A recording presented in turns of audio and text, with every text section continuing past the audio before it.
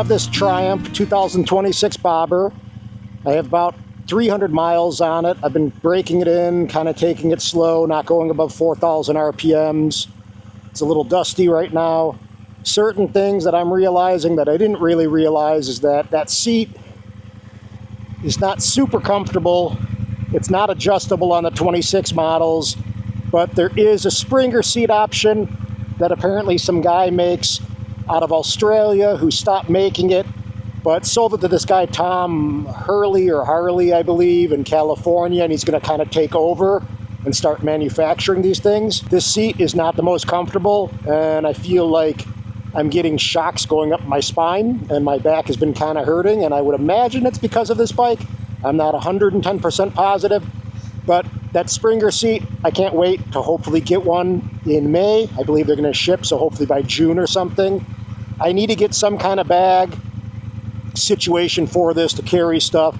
Nelson Rig is going to send me a couple bag options I'm going to try out, do some content for them in exchange, but they have really great bags. I've always really enjoyed their product, and I'm excited to see what I can do. I may even be able to use one of the tank bag mounts because it's magnetic on the fender. I'm not positive yet. We may have to experiment and play.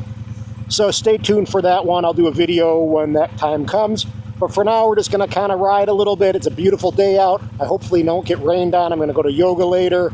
Don't have any place for my yoga mat, but I'm going to restorative yoga tonight, so I don't need one. But let's get on the bike and ride and talk a little bit and kind of go over some of the things that I still don't have that I need on this bike.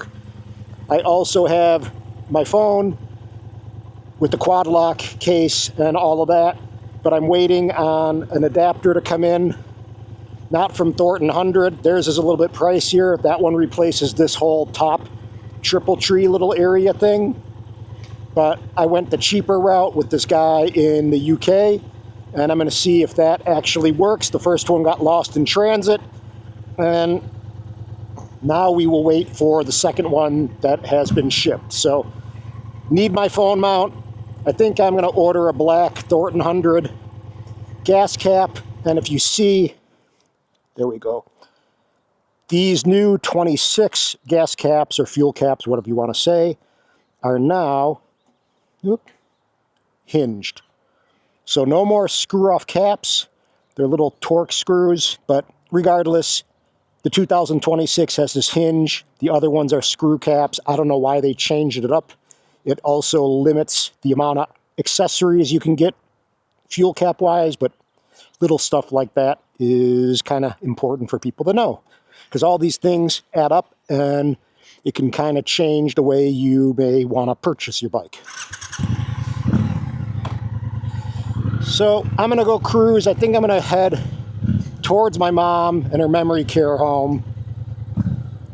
Good boy, Simon. Say bye to my kitty cat, Simon. I got a little backpack on right now with a little electrolyte drink, a camera, my wallet, baseball cap, and yeah, that's about it. Right now, if I hit this info button right here on the left handlebar, I could cycle through some things. Right now, you see that's my tachometer. It's kind of lame, in my opinion, a teeny bit. It could be a little bit prettier display, but it is what it is. They tell you not to take it above 4,000 Rs for the first, I don't even know what they said. I would imagine like 200 to 600 miles or something, but I think it's crucial for the first couple hundred miles. 600 is going to get your first service. So there's that. Just trying to change the RPMs and vary it and not stick, at 30 miles an hour in fourth gear, or, just kind of lug a gear or something like that. So always shifting, always kind of varying the Rs and just keeping this thing going. And every once in a while, I'll get on it a bit more and let it kind of flex a teeny bit. I'm excited for when that time comes. Hello. Where I can get on it a bit and actually ride this thing past 4,000 RPMs comfortably. Let's see. I could actually look and see how many miles I have. I have 277 miles. I got a trip 1, a trip 2, miles per gallon, you know, showing real time if I'm being efficient or not. What else do I have? 104 miles. Range-wise, I think, I don't know, that seems really low, but regardless, I have my time. Right now it's 3:27. I got a school bus in front of me. I'll probably end up passing, but legally. And then we have our tachometer.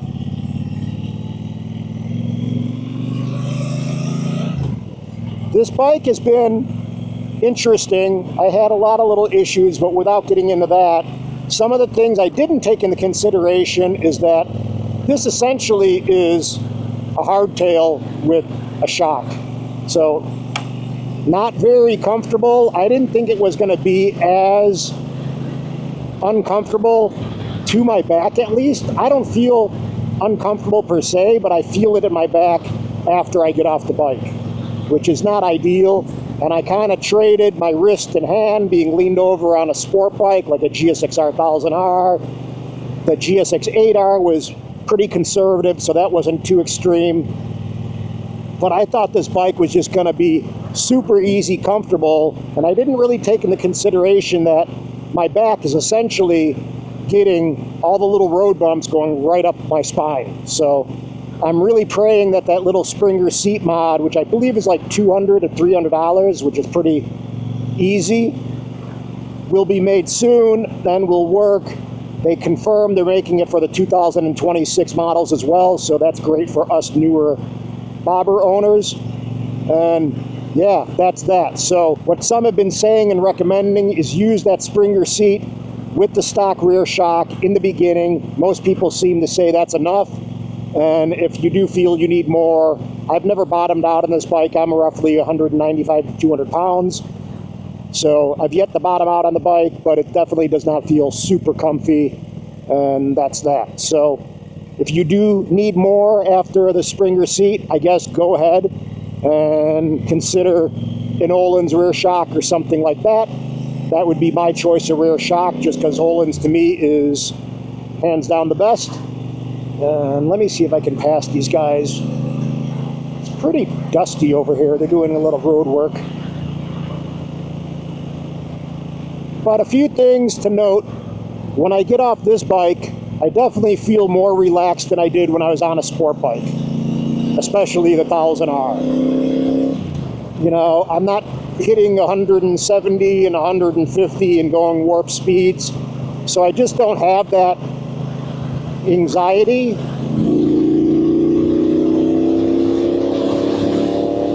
Like I did with the bigger bikes. I mean, you just get so much rowdier and you're just always going fast, and it's pretty easy to get your anxiety levels going and to get all pumped up and adrenaline filled. And yeah, I don't know, sometimes it just doesn't feel good. It's great in the moment when you're really blasting and having fun. And don't get me wrong, I probably will eventually buy another sport bike. But it's nice to just get off the bike and not feel like you're really doing anything other than just cruising and enjoying a motorcycle in a pretty pure, clean fashion. And I really do appreciate the way this bike looks. It's a beautiful looking bike. I'm going to order, I believe, the new fuel cap from Thornton 100 tonight. It's a black billet flushed with the gas tank. I think it will look a lot cleaner. I'm not opposed to the chrome or the polished fuel cap, but at the same time, I think it will be a little slicker and just have a better feel. You kind of have to accessorize your bike based on what you're feeling, and if it's something that you want to look at or not want to look at, or you think you'd rather look at something more or less, whatever. And also budget, that's a few $100 and probably another $50 in the tariffs and all that crap. But at the same time, you know, they're nice little mods that personalize it and make it your own. And there's not a huge investment like buying a $4,000 twist exhaust or something from them. So we got turn signals, we got cruise control, We got rain mode on this thing and road mode. So minimal ride modes. But we have on this side, there's no auto start, so you still have to press down and pull in the clutch kind of thing. So it's not just a one button push. You got your mode button to go from rain to road in case there is rain. It's going to obviously power it down a teeny bit to ideally prevent you from slipping or wearing your bobber as a helmet. And then we got our hazards over here. What else? On the right side, we got the info button, which I kind of went through. Tachometer, total mileage, odometer, I should say. Trip 1, trip 2, miles per gallon, and miles estimated to the gas pump from empty. Time, I don't know if I can get this in not whatever military time. And tachometer. So I think it's just one press. It's not a double press or a long hold. I think you just press it once. There, now it's in rain mode. Let me see right now.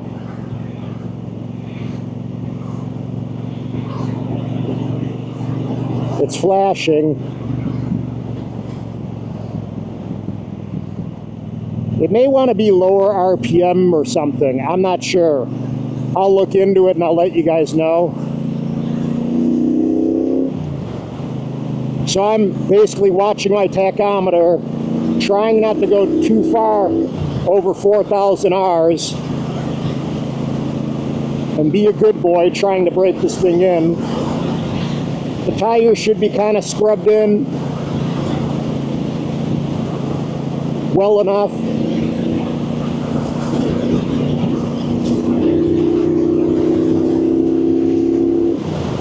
I don't even know what this thing tops out at because I haven't taken it to full speed yet, or full top speed run.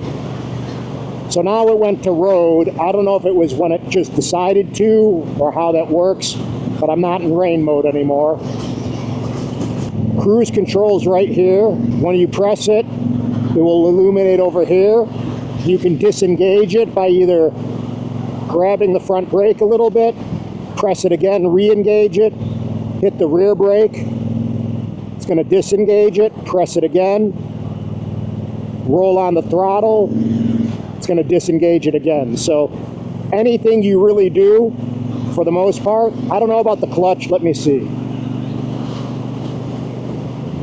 Clutch as well. So basically it's going to disengage anytime you hit front brake, rear brake, clutch, whatever, throttle.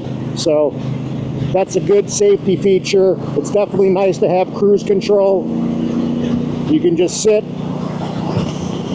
hit a little brake, put your hand on your grip and relax. And I'm, again, hoping that that Springer seat really does wonders like everyone says it does. They say essentially it's the best upgrade for the bobber.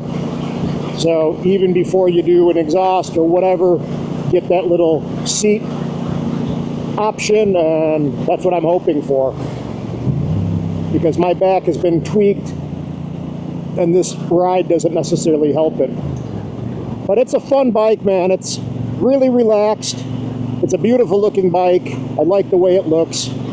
Again, I'm getting a tank bag sent out to me, or a couple of them. I'm going to see how those things work.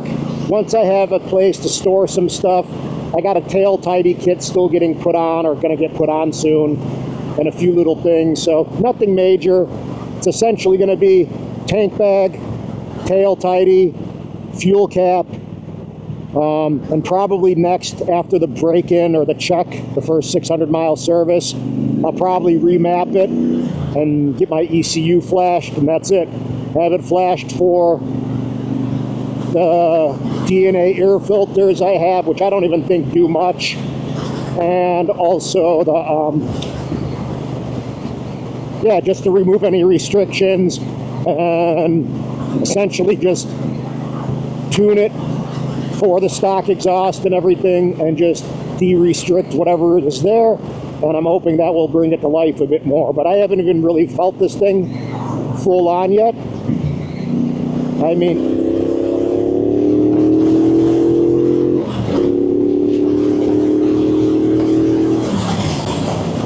it's fun. It's very torquey. It's very cruisy. It just feels good. You kind of feel badass on it, but at the same time, you also feel kind of mature and just chill and can do this and cruise at 80. And you don't feel like you're always looking over your shoulder for a cop or something. But knowing my luck, I probably will get a ticket on this bike out of all the other crazy bikes I've had in my life. You do feel the bumps, that's for sure.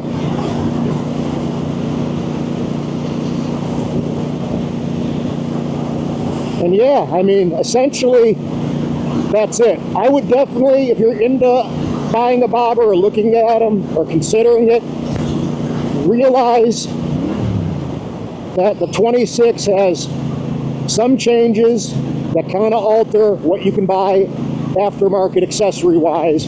So the larger gas tank gives you a hinged gas cap, which limits all the cool gas caps you can buy. The seat is no longer adjustable. It's bigger, but honestly, to me, it's not even that comfortable.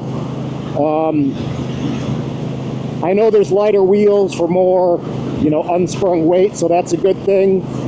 It has an LED light as opposed to a halogen, so that's a good thing. But is it really crucial to have a 2026? Probably not. And if I would have known what I know now, I probably would have just bought the used 2022 that I was looking at, that literally had 2 miles, which is crazy. But I like the Interstellar Blue, and that's that. But just be mindful that this thing is not super comfortable. It's kind of a rougher ride than I thought. I thought it was just going to be like being on a Harley, or I don't even know what I thought. Maybe something like, sitting on a couch or chair, just really relaxed. But you do kind of feel the bumps up your ass and up your spine, and that is something to kind of keep into consideration.